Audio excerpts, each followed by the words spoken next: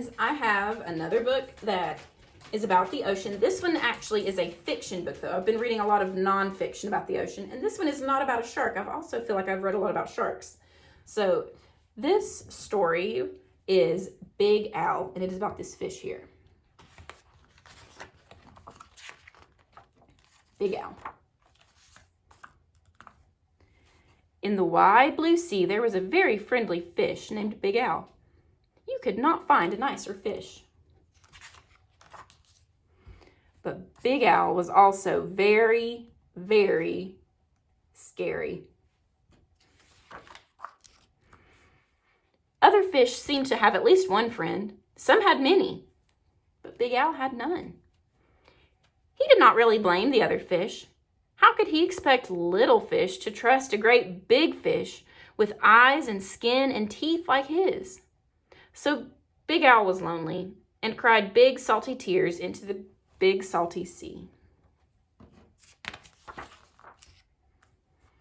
But Big Al really wanted friends, so he worked at it. First, he tried wrapping himself up with seaweed. He thought it was a great disguise, but no one else did.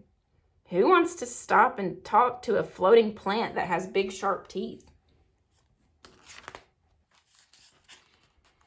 Then he thought that if he puffed himself up round, the other fish would laugh and see how clever and silly he could be. All they saw was how big he could be, and they steered clear. Very early one morning, Big Al went down to the bottom and flopped and wiggled himself into the sand until he was almost covered up. He looked much smaller.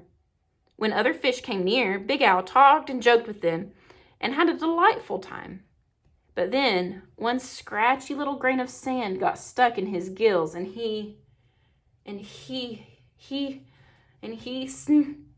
sneezed, and the clouds of sand cleared away. All the other fish were gone.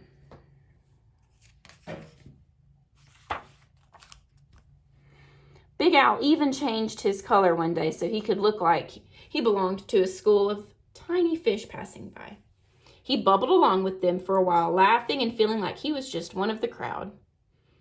But he was so big and clumsy that when all the tiny fish darted to the left and then quickly back to the right, Big Al just plowed straight ahead. He went bumping and thumping right into the little fish.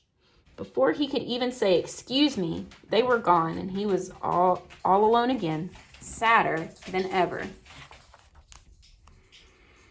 Just when Big Al was starting to be sure that he would never have a single friend, something happened. He was floating along, sadly watching some of the smaller fish, and was wishing they would come closer. As he watched, a net dropped down silently from above, and in an instant, they were caught. Big Al forgot all about being lonely, and he forgot all about being sad. His eyes bulged out, bigger and rounder than ever, and with a mighty flip of his tail, he opened his mouth and charged straight at the net. The net was strong, but Big Al was stronger. He ripped right through it, and all the little fish rushed out through the hole. But when Big Al tried to turn around and go out of the hole, he got all tangled up in the net. He was stuck. The net went higher and higher toward the bright surface of the sea, and the little fish watched Big Al as he disappeared above them. When the little fish were able to speak again, all they talked about was the huge, wonderful fish that had saved them. How great to be free, but what a shame that the big fellow had been captured. Just then, there was a tremendous crashing splash above them, and the small fish dashed away. Was it the net again? Not at all. It was Big Al. Those fishermen took one look at him and threw him right back into the ocean.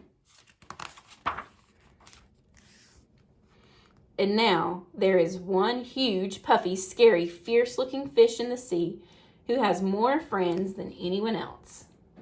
Big Al.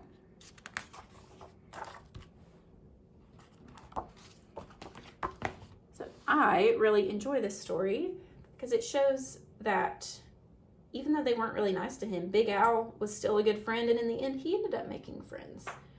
So, Big Al has a big heart.